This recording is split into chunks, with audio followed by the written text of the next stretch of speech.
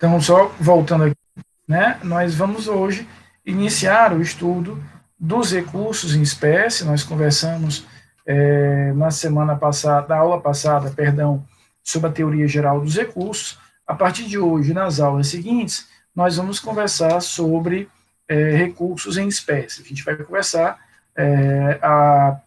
a entender, né? Nós começaremos a entender cada um dos recursos, quando os utilizar, qual é o prazo de utilização, como trabalhar com cada um deles. E hoje nós vamos começar vendo, na aula de hoje, o recurso em sentido estrito e o agravo de execução. Nós vamos conhecer esses dois recursos, entendendo principalmente a lógica que há na conexão de uso de um e de outro. Vamos ver aqui, né, algumas informações gerais sobre o recurso em sentido estrito. Ele é um recurso que tem uma origem bem remota no processo penal. Nós vamos encontrar o recurso em sentido estrito desde o período imperial. Então, lá no período imperial já existia efetivamente a lógica desse recurso. Então, no Código de Processo Penal do Império, lá da década de 1930, ele já definia o recurso em sentido estrito e ele usava essa linguagem para, de alguma maneira, se contrapor, né, se opor à apelação, que era o recurso que ele entendia como de sentido amplo, que é o que nós vamos conversar na próxima semana. Então, ele tinha essa estrutura já aqui definida. E ele vem sendo reproduzido nos códigos republicanos, inclusive no atual código. Ele é um recurso exclusivo no processo penal, não adianta a gente querer encontrá-lo em outro ramo processual, e mais ainda, um ou outro gosta de comparar o recurso em sentido estrito, né, ou como a gente trabalha na prática, o rese, com o agravo de instrumento lá no processo civil. Essa comparação, ela não tem sentido, é uma comparação que não se sustenta em pé. Então, alguns dizem o seguinte, olha, como há apelação civil e há apelação penal, e lá no processo civil, abaixo da apelação civil, eu tenho um agravo de instrumento, e aqui eu teria o recurso em sentido estrito, eles se equivaleriam. Não, são hipóteses de cabimento diferentes, procedimentos diferentes, juízos de interposição diferentes, prazos diferentes, ou seja, é tudo absolutamente distinto. Então, não tem nenhum sentido, não há nenhum ganho didático em compararmos o agravo com o recurso em sentido estrito. Então, esqueçamos, vamos entendê-lo dentro de uma lógica própria do processo penal. Ele está previsto a partir do artigo 581, a gente vai trabalhar muito com esse artigo hoje na nossa aula, e o ponto mais importante da nossa aula é que nós entendamos essa frase que está aqui em negrito.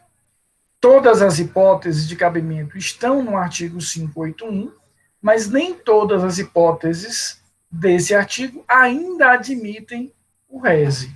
Então, as hipóteses de cabimento, ou seja, em que decisões, contra que decisões eu posso utilizar o rese, estão localizadas lá no artigo 581. Eu as localizo lá no 581. Mas, por uma historinha que eu vou contar para vocês daqui a pouco, nem todas as hipóteses que lá estão ainda admitirão o rese. O que foi que aconteceu? Né? A década de 1980 foi uma década muito fértil, extremamente fértil, em inovações na área penal e processual penal. Nós tivemos, por exemplo, a Lei 7.209, desculpem, de 84, que alterou uma parte muito significativa da parte geral do Código Penal. Para vocês terem ideia, dos 120 artigos da parte geral do Código Penal, a Lei 7.209, ela altera mais de 100 artigos. Então, altera uma parte muito, mas muito significativa que nós temos aqui. E, em relação ao Código de Processo Penal, existia naquela época, eu estou falando da primeira metade da década de 1980, do século passado, por óbvio, Alguns projetos de lei, eram alguns projetos que queriam alterar, modificar parcelas do Código de Processo Penal. Uma delas, por exemplo, tinha como pretensão retirar toda a parte de execução penal que estava até então regulamentada pelo Código de Processo Penal e criar uma lei específica para tratar da matéria, e isso de fato acontece, é a Lei de Execução Penal, a Lei 7.210. Então, um dos projetos deu certo, um dos projetos avançou, retirando todos os artigos que haviam ali como previstos no Código de Processo Penal, tratando de execução penal. Nós criamos uma lei específica, apartada, isolada, para tratar disso. Mas havia um projeto de lei que não avançou, Vitor. Esse projeto não conseguiu ir em frente. O que esse projeto pretendia? Ele queria revogar do Código de Processo Penal o recurso em sentido estrito, ele apagaria o recurso em sentido estrito, ele deletaria o res, e no lugar do recurso em sentido estrito, ele encaixaria o agravo. Ele deleta, ele apaga o res e substitui o res pelo recurso de agravo. O objetivo do legislador processual aqui, repito, estou lá na primeira metade da década de 1980, era uniformizar as linguagens, que o CPC falava de agravo e que o CPP falasse de agravo e a lei de execução penal. Isso não rolou. Tanto não rolou que aqui, 15 de abril de 2021, eu estou ensinando a vocês o recurso em sentido estrito. Então, não foi à frente de maneira nenhuma essa possibilidade, essa inovação. Não rolou. Muito bem. O que foi que aconteceu? O legislador cria a lei de execução penal e dentro da lei de execução penal cria um recurso chamado agravo de execução. Esse artigo 197 aqui diz respeito à lei de execução penal. Então ele diz lá, das decisões proferidas pelo juiz, caberá recurso de agravo sem efeito suspensivo. Por óbvio, esse juiz aqui é o juiz da execução. Então aqui, Lara, o que foi que ele fez? Ele cria uma lei específica para tratar só de execução penal, e nesta lei ele cria um recurso, chamado recurso em sentido, chamado agravo de execução. Então, qual era a ideia? Nós criaríamos o agravo no Código de Processo Penal, tirando o rese, e nós criaríamos o agravo de execução na lei de execução penal. Essa era a ideia. Não rolou. Nós não conseguimos criar o agravo no Código de Processo Penal, mantivemos lá o recurso em sentido estrito e criamos o agravo de execução na lei de execução penal. E isso trouxe um problema. Qual foi o problema? Algumas das hipóteses previstas no artigo 581 são decisões que são tomadas no juízo da execução. Então, algumas das hipóteses do artigo 581 foram tacitamente revogadas pela criação do agravo de execução.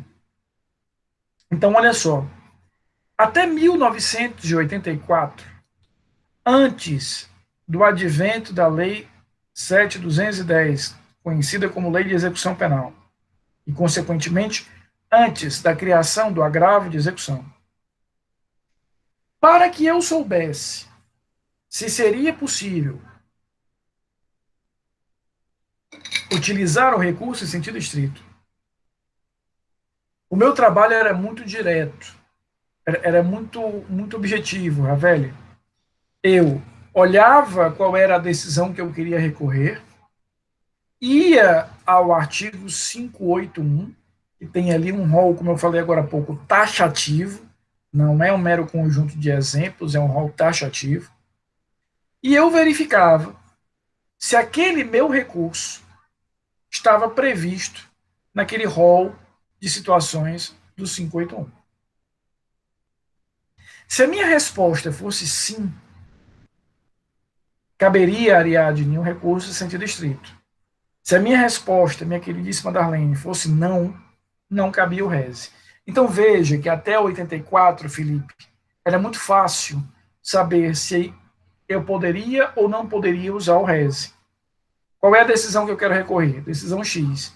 Ia para o conjunto de incisos do artigo 581. Se eu encontrasse lá a decisão, cabe o ré. Se não estivesse ali, aquele recurso, pelo menos, não ia caber. Pode ser que coubesse outro. Aquele recurso, em sentido estrito, não cabia. Só que com a criação do agravo de execução, o legislador fez aqui, para a gente usar uma linguagem técnica, Darlene, eu sou muito rigoroso na linguagem técnica, o que foi que o legislador fez aqui, Leilinha? Um bafulê jurídico. Ele faz aqui um bafulê jurídico, como diria o grande professor João Inácio Júnior. Então, ele faz uma confusão muito grande. E qual é a confusão? Ora, antes, eu bati o olho no 581, achava a decisão? Sim, reze. Não achava? Não era reze. Só que hoje, encontrar a minha decisão ali naquele conjunto de incisos não resolve a minha vida. Por quê? Porque algumas delas foram tacitamente, e esse é o problema, revogadas pelo agravo de execução. Então, hoje, para que eu possa saber se eu posso usar o rese ou não, eu tenho que fazer duas perguntas. A primeira pergunta é: esta decisão, essa decisão que eu quero recorrer, ela está presente, ela está prevista no artigo 581? Ela está expressamente ali prevista? Porque se eu responder a essa pergunta não, eu já esqueço, Rômulo, de sair do rese. Eu posso afirmar que esse recurso não cabe. Pode caber um outro recurso, um agravo de execução, uma apelação, um recurso especial, mas o rese não cabe. Então, se você responde a essa pergunta não, esquece o rese. Se você, no entanto, responder sim, ou seja, você encontrou, Débora, naquele conjunto de incisos ali do 581, você encontrou a sua decisão. Agora você vai fazer uma segunda pergunta. Esta decisão, que já está aqui no inciso tal do 581, ela foi tomada durante a fase de conhecimento, ou seja, antes da sentença condenatória transitar em julgado, ou ela foi tomada durante a fase de execução. Por quê? Porque se eu responder que ela foi tomada durante a fase de conhecimento, será cabível o rese. Se ela, no entanto, foi tomada durante a fase de execução, mesmo ela estando escrita no 581, eu vou entender que houve aqui, nesse caso, uma revogação, eu vou ter que usar o agravo de execução. Então, vou voltar bem devagar para que isso fique bem claro. Como até 1984 não existia o tal do agravo de execução, porque sequer existia a lei de execução penal. O uso do rese ele era mais objetivo. O que eu fazia, Leila? Ia para o conjunto lá de incisos do 581, se a decisão estivesse lá, reze na cabeça. Se não tivesse, esqueci o reze. Com aquela confusão criada em 84, algumas dessas hipóteses que ainda estão escritas no 581, o legislador, infelizmente, não as revogou expressamente, ainda estão escritas ali. Algumas delas foram tacitamente revogadas pelo agravo de execução.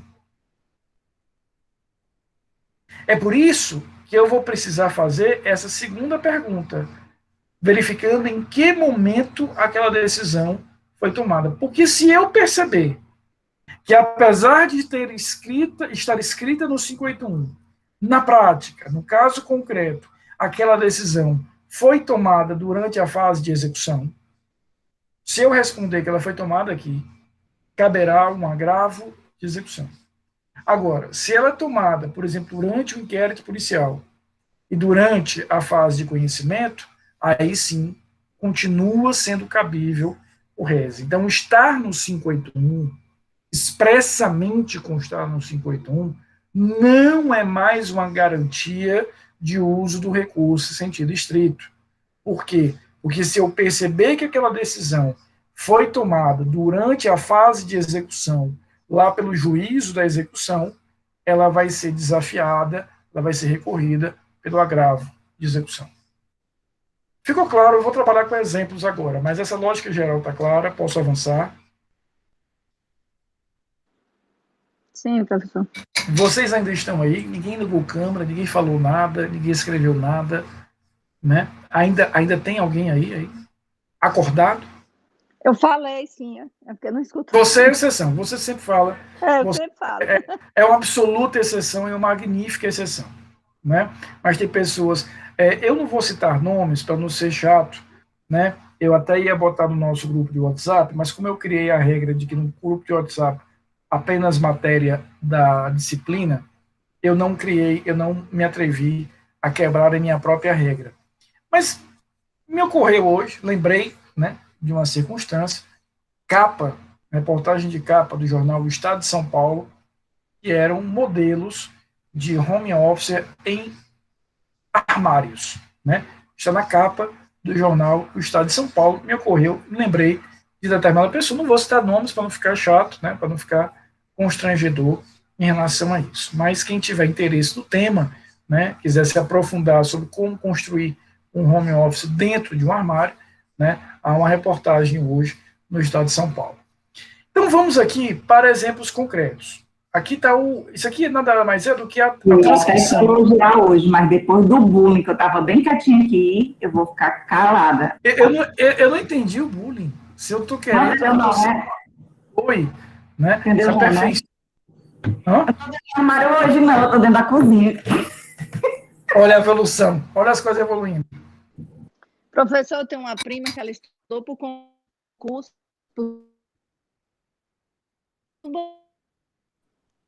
Cortou um pouquinho, Diara, cortou um pouco. Você tem uma prima? Eu tenho uma prima que estudou por concurso, e ela até passou, ela hoje mora na Bahia, inclusive, é promotora lá, e ela estudou o concurso inteiro dentro do banheiro. Ela colocou uma mesinha dentro do banheiro da casa dela, se isolou dentro do banheiro. Essa é nova, essa realmente... Os humilhados sempre são exaltados. Nem Darlene pensou nessa solução, né, por enquanto, né? É muita vontade. Eu acho que esse foi um dos motivadores, talvez, dela ter sido aprovada, né, Diara, que ela queria sair do banheiro, né? Então eu vou estudar aqui o mais possível para passar logo para poder sair do banheiro. Mas enfim, né? Sair do banheiro, tem... essa era a grande motivação que ela tinha. Darlene, mas pode elogiar, fica à vontade, viu? Veja, aqui eu tenho apenas a transcrição do artigo 581, que eu, de propósito, trouxe aqui, só para a gente exemplificar o que eu estava dizendo. Existe uma notícia boa nessa confusão toda. Qual é a notícia boa? Na maioria dos casos, Marília, eu vou bater o olho no inciso lá do artigo 581 e eu vou conseguir perceber em que fase nós estamos. Se nessa fase aqui anterior ao trânsito em julgado, ou se na fase posterior ao trânsito em julgado. Insisto, na maioria dos casos, é fácil bater o olho e saber exatamente de que lado você está. Por exemplo, veja aqui o inciso 12. Isso aqui está escrito no 581, que conceder, negar ou revogar livramento condicional. Ora, o livramento condicional é uma decisão típica, exclusiva da execução penal. Então, aqui eu estou lendo com vocês no artigo 581, mas eu posso afirmar que isso aqui foi revogado pela lei de execução penal. Então, na prática, se a decisão que você quer recorrer é uma decisão de livramento condicional, o recurso cabível será aquele lá do artigo 197 da Lei de Execução Penal. A mesma coisa a gente pode ter aqui, por exemplo, veja nesse inciso 17, que decidir pela unificação de penas. Ora, a decisão sobre unificação de penas é uma decisão típica da execução penal. O cara foi condenado a várias penas por vários processos diferentes, eu tenho um só condenado, preciso reuni-los, preciso reunir todas as penas para que eu possa executar aquele condenado. Repito, é um exemplo clássico, by the book aqui, de decisão típica da execução penal. Então, assim como o inciso 12, que eu acabei de mencionar, o inciso 17 também é um inciso em que a gente pode afirmar que, efetivamente, o agravo de execução revogou tacitamente o inciso 17. Mesma coisa, teremos aqui, a partir do inciso 19, 20, 21, 22 e 23. Então, do inciso 19 aos inciso 23, eles tratam, dizem respeito à medida de segurança, que decretar medida de segurança, impuser medida de segurança, substituir medida de segurança, revogar medida de segurança.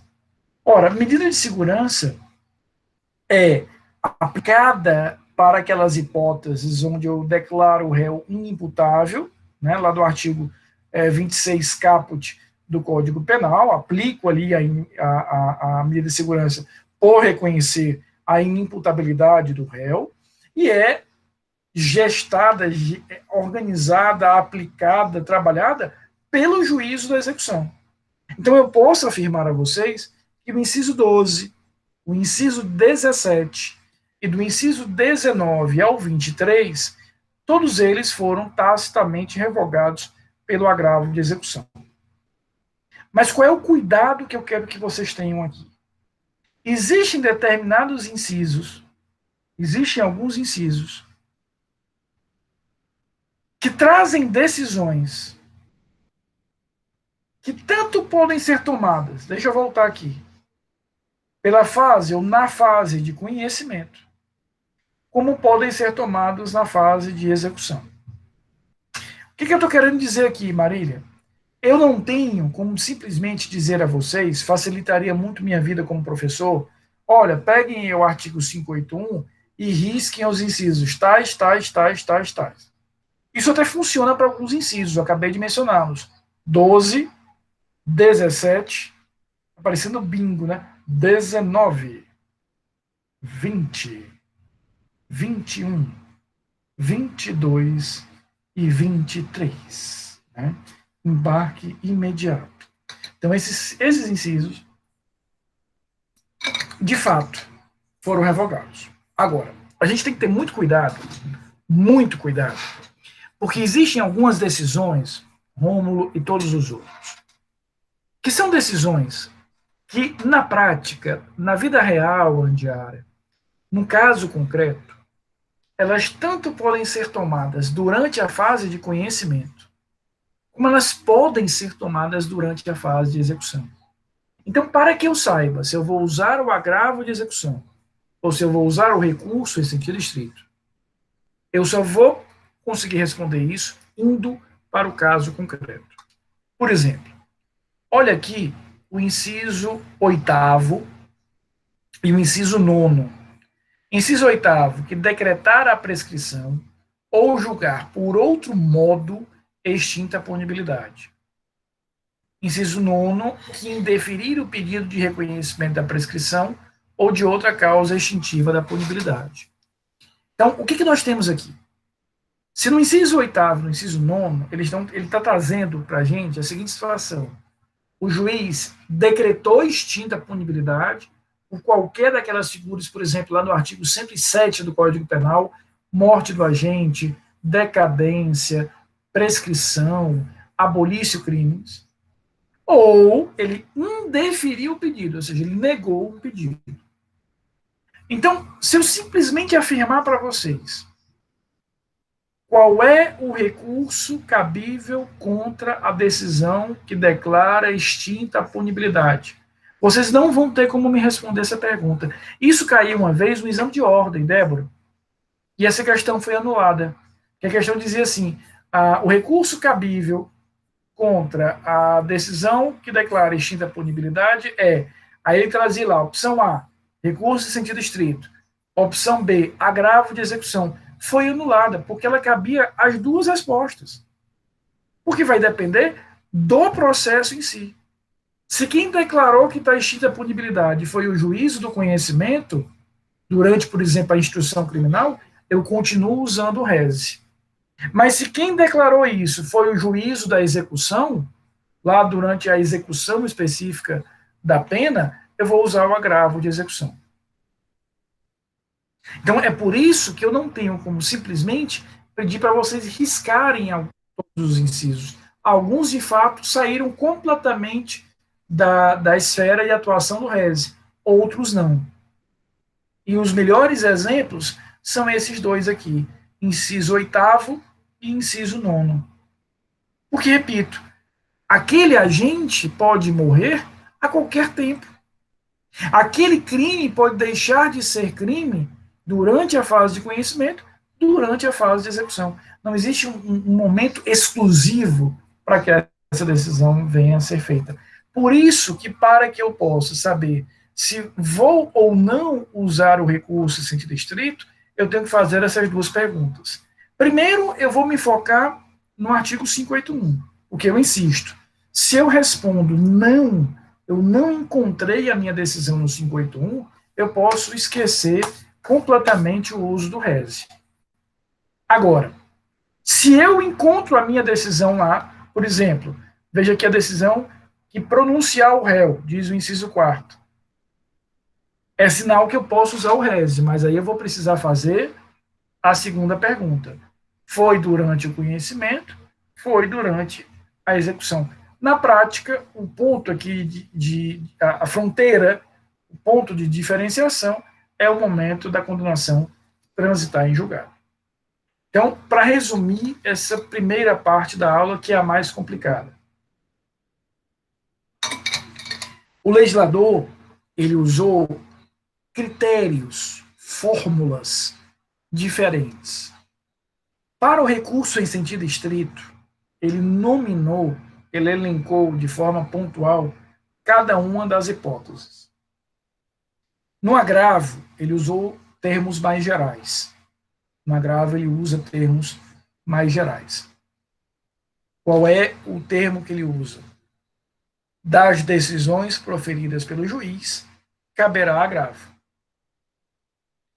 Então, como é que a gente vai, na prática, no mundo real, usar o rese e usar o agravo de execução? Se aquela decisão, Lara, foi tomada pelo juízo da execução,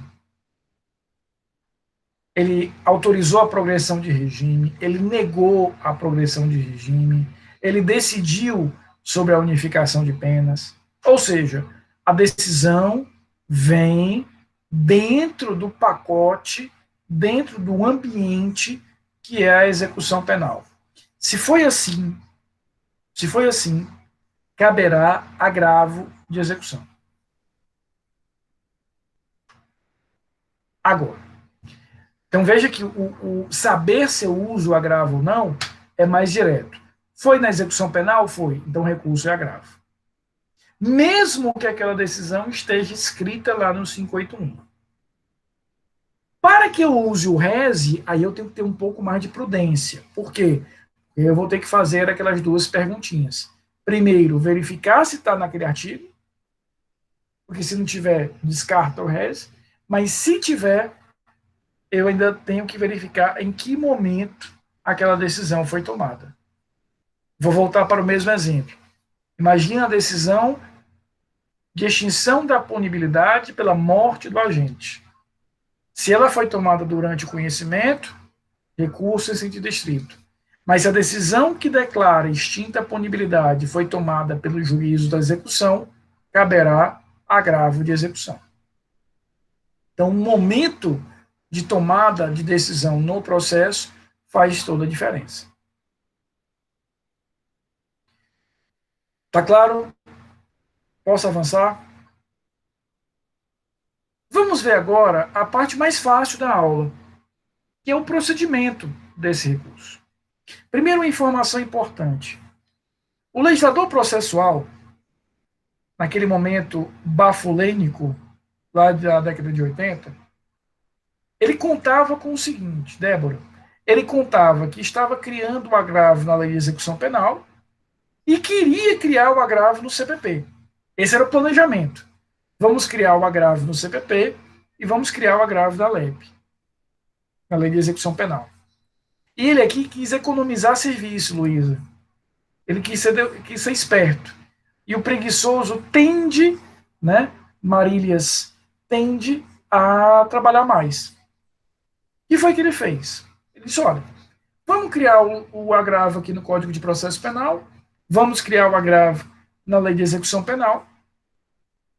Então, eu vou fazer o seguinte, na Lei de Execução Penal, eu vou criar a hipótese de cabimento, está aí no artigo 97, vocês estão lendo, mas eu não vou criar na Lei de Execução Penal prazo, procedimento. Por quê? Porque como tudo isso vai estar no Código de Processo Penal, basta que eu aproveite o procedimento previsto no CPP. Qual foi o problema? Darlene, não se criou o agravo no CPP. Em outras palavras, o legislador criou um recurso de agravo de execução e não criou o procedimento. Prazo, forma de interposição, onde é que eu vou interpor. Qual foi a solução encontrada, Maísa? Vamos utilizar o mesmo procedimento do recurso em sentido estrito.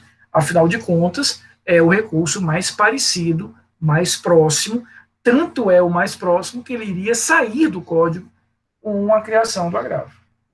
Então, esse procedimento que está desenhado para vocês nesse slide, e eu não ouvi nenhum elogio ainda ao slide, mas tudo bem, esse procedimento que está aqui desenhado nesse slide é um procedimento que é previsto no Código de Processo Penal para o recurso em sentido estrito, mas que nós vamos aplicar no agravo pelo vazio, né, pela omissão que esse agravo possui. Como é que funciona? Eu livro da lei. Como é que funciona? Desta decisão, do dia em que eu for intimado dessa decisão, do dia em que formalmente eu tomar conhecimento dessa decisão, eu terei 5 dias para recorrer. Duas informações importantes sobre essa petição de recurso. Primeira, ela é protocolada no juízo ACO. Portanto, ela é protocolada no juízo de primeiro grau. Protocolada no primeiro grau. Primeira informação importante. E segunda, essa petição é uma petição simples, não tem grandes elaborações, onde eu simplesmente estou dizendo, excelentíssimo senhor juiz da 4ª Vara Criminal, fulano de tal, já qualificado no processo, vem recorrer da decisão de Vossa Excelência de Florestais, através do recurso em sentido estrito, artigo 581, inciso tal. Então, nessa petiçãozinha, eu tenho uma petição simples, de um parágrafo, simplesmente dizendo, estou recorrendo. Quando eu recorro, repito, através desta petição, protocolada no juízo ACO, eu terei 2 dias depois para apresentar as razões. As razões representam uma petição de maior corpo, ela é mais encorpada. Por quê? Porque nas razões nós vamos explicar, nós vamos detalhar os motivos pelos quais eu, que estou recorrendo, entendo que a decisão precisa ser reformada. Então, as razões representam uma peça acessória da petição. As razões são peça adjunta, acessória da petição de recurso. Eu só vou ter esses 2 dias se eu recorrer. Aqui nós temos uma lógica diferente daquela lógica lá do processo civil. Lá no processo civil, tanto no agravo de instrumento quanto na apelação, eu tenho um prazo único de 15 dias, onde eu apresento a petição de recurso e as razões. Aqui eu tenho prazos dissociados. Eu tenho 5 dias para recorrer. 5 dias para apresentar aquela minha petição simples dizendo estou recorrendo. Se eu faço isso, se eu de fato recorro, se eu estou apresentando ali um recurso, aí eu terei outros 2 dias para apresentar as minhas razões. Nas razões, eu irei explicar os motivos pelos quais eu quero efetivamente que aquela decisão venha a ser revisada. Por mais que nas razões, nessa petição chamada razões de recurso, eu esteja, Luísa, dialogando, Leila, com o tribunal, eu vou me referir aos desembargadores, ela também será protocolada, ela também será apresentada no juízo de primeiro grau. Então, a exemplo da petição de recurso, essas razões, mesmo eu nela dialogando com o tribunal, eu protocolo no primeiro grau. Depois disso, o juiz intimará a parte contrária, vai intimar a parte adversa, ou seja, se quem recorreu foi a acusação, vai intimar a defesa, se quem recorreu foi a defesa, vai intimar a acusação, para que essa parte contrária apresente as contrarrazões, ou seja, refutando todos os argumentos, todos os elementos trazidos aqui nas razões. Então, o que é importante? Essa petição de recurso, eu estou dizendo, estou recorrendo, 5 dias. A petição de razões, onde eu vou explicar os motivos pelos quais eu estou recorrendo, 2 dias. E a petição de contrarrazões, onde a outra parte vai apresentar os seus motivos. Tudo isso é apresentado no primeiro grau. Tudo isso vai ser apresentado no primeiro grau. Então, depois que o juiz tem nas mãos a petição de recurso, as razões e as contrarrazões, o juiz vai fazer aqui uma reanálise daquela decisão. Esse recurso, quando eu falo esse recurso, estou falando do recurso em sentido estrito. E isso também vale para o agravo de execução. Por quê? Porque o agravo de execução ele incorpora todas as características procedimentais do recurso. Lembra que eu falei agora há pouco a vocês, o agravo de execução foi criado, mas havia um vazio, um vácuo, um hiato, um gap ali sobre o procedimento. O que ele faz? Ele vai incorporar todo o procedimento do RESE. Então, neste recurso, lá nos termos, eu falei isso para vocês no final da aula passada, lá nos termos do artigo 589, é possível que nós tenhamos a aplicação do chamado efeito regressivo. O efeito regressivo é aquilo que a gente costuma chamar de juízo de retratação. Ou seja, lembra do finalzinho da aula passada, eu falava para vocês que, a princípio, quando o juiz decide, ele esgota, exaure a função jurisdicional dele.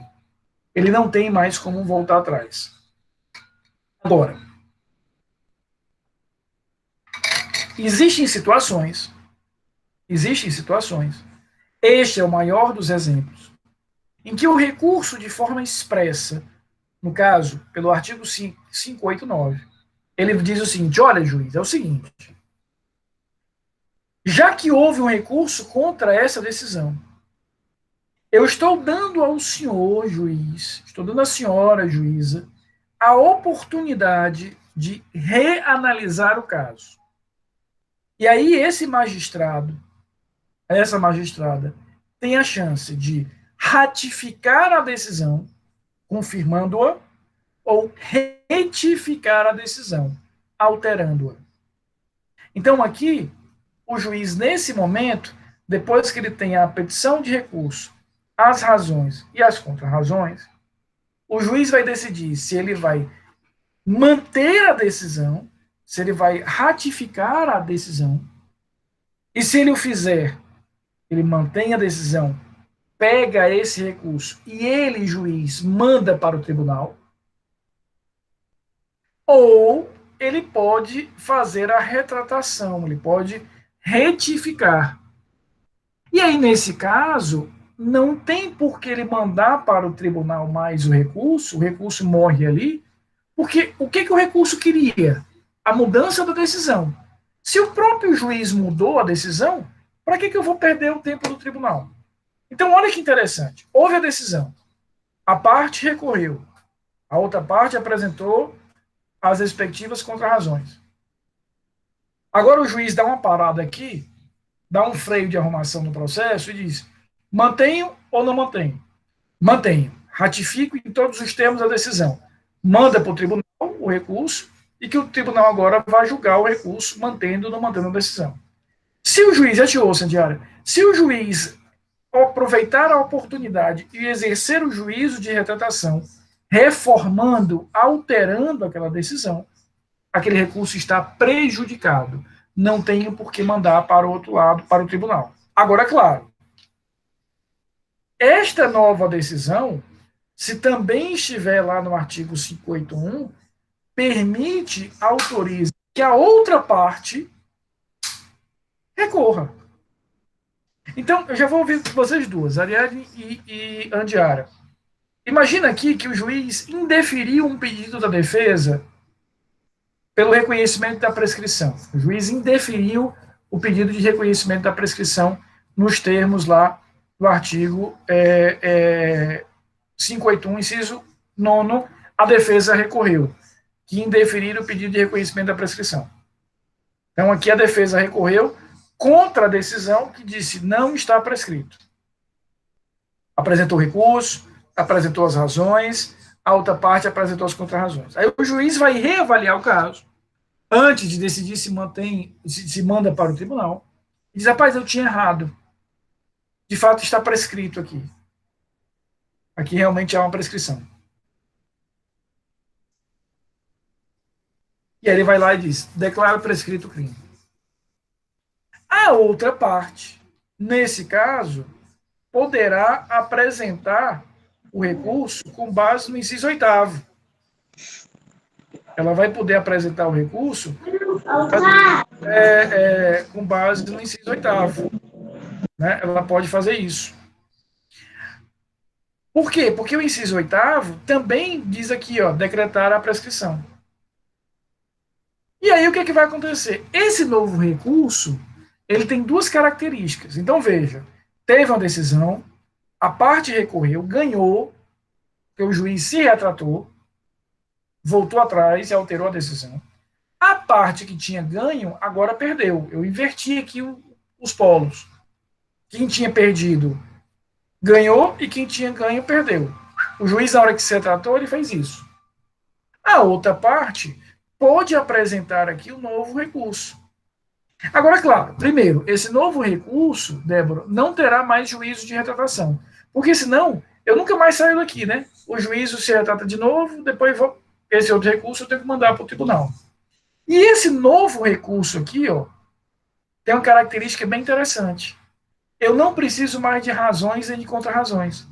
Porque eu já sei o que o cara vai falar aqui. Ele vai falar o que ele acabou de dizer das contrarrazões. Então, veja, a defesa tinha dito: juiz, eu estou recorrendo porque o senhor negou o meu pedido de prescrição, mas está prescrito. A acusação tinha dito: não, doutor, sua decisão estava perfeita, não tem prescrição, não. Aí o juiz aqui, exercendo a retratação, faz isso, ó, inverte, diz: ih, rapaz, realmente está prescrito. A acusação tinha ganho, com a reviravolta que perdeu, então ela pode apresentar um novo recurso. E para facilitar, esse novo recurso não tem efeito regressivo. Agora, eu tenho que mandar para o tribunal e eu nem preciso de novas razões e contrarrazões. Eu aproveito, já que a discussão é a mesma, as razões e contrarrazões do anterior. Vou só inverter aqui a polaridade. Diga, Andiara, pode perguntar. Não, era só ir nos slides onde tem razões e contrarrazões. Não era para ser juiz ACO, não? Não, porque, veja, elas são dirigidas ao juiz de quem? Estou dialogando com o juiz de quem? Ela permite a retratação, mas tem que ser dirigida ao de quem, é isso? Exatamente. Veja, as razões são para o tribunal, porque, afinal de contas, em última análise, quem vai julgar o recurso é o tribunal. Mas é apenas esse protocolo do primeiro grau. Ah, tá. Esse aqui, a petição vai estar escrita lá em cima: egrégio Tribunal de Justiça. Mas eu vou juntar no primeiro grau. Tá. Tá bom? Tá ótimo. Obrigado. Ariadne? Professor, acho que o senhor até falou, mas eu não consegui. Eu me perdi. Se a outra parte não oferecer as contrarrazões. Não, eu não Mesmo falei assim. não. Não falei não. Veja, eu vou dar 2 dias para que a parte apresente as contrarrazões. Se ela não fizer, né, se essa outra parte, Ariadne, for o Ministério Público, não tem nenhum problema. Ele teve a oportunidade, ele era a acusação, não apresentou, o juiz vai poder se retratar ou não e, consequentemente, mandar para o tribunal. Agora, se essa parte que não apresentou as contrarrazões foi a defesa, para que a gente não tenha o risco de amanhã ter que reconhecer algum tipo de deficiência na defesa, o juiz vai dizer, olha, réu, o seu defensor não apresentou as contrarrazões, nomeie um outro. Porque se você não nomear um outro, eu irei nomear um defensor para que ele apresente as contrarrazões, para evitar qualquer contestação de eventual restrição de direito à defesa, limitação de ampla defesa, etc. Então, dependerá de quem foi a parte negligente aqui. Queridos, entenderam direitinho? Tá tranquilo? Semana que vem nós vamos falar sobre apelação, tá? Cabe sim, Luísa. Olha só o que deixa eu só voltar aqui para o slide. Olha o que é que diz aqui o inciso 5º. Deixa eu só. Pronto. Olha o que é que diz aqui, Luiz, o inciso 5º. Que conceder, negar, arbitrar, cassar ou revogar, ou julgar inidônea a fiança, indeferir reconhecimento de requerimento de prisão preventiva ou revogá-la, conceder liberdade provisória ou relaxar a prisão em flagrante. Então, eu tenho aqui a situação. E nesse caso, como ele fala em provisória, a gente pode trazer também a temporária, não por analogia, mas apenas estendendo aqui o conceito disso. Então, ele tem a previsão expressa nesse sentido. Queridos, fiquem bem, um ótimo final de semana. Diária, mais uma vez, meus mais sinceros sentimentos, tá bom? Que Deus lhe conforte a sua família, aceite nossas, e aqui eu acho que eu falo em nome de todos, a nossa solidariedade e a nossa nosso apoio, tá bom? Obrigada, professor, muito obrigada. E nos vemos, se Deus quiser, na semana que vem, tá bom? Um beijo grande, querido, até semana que vem.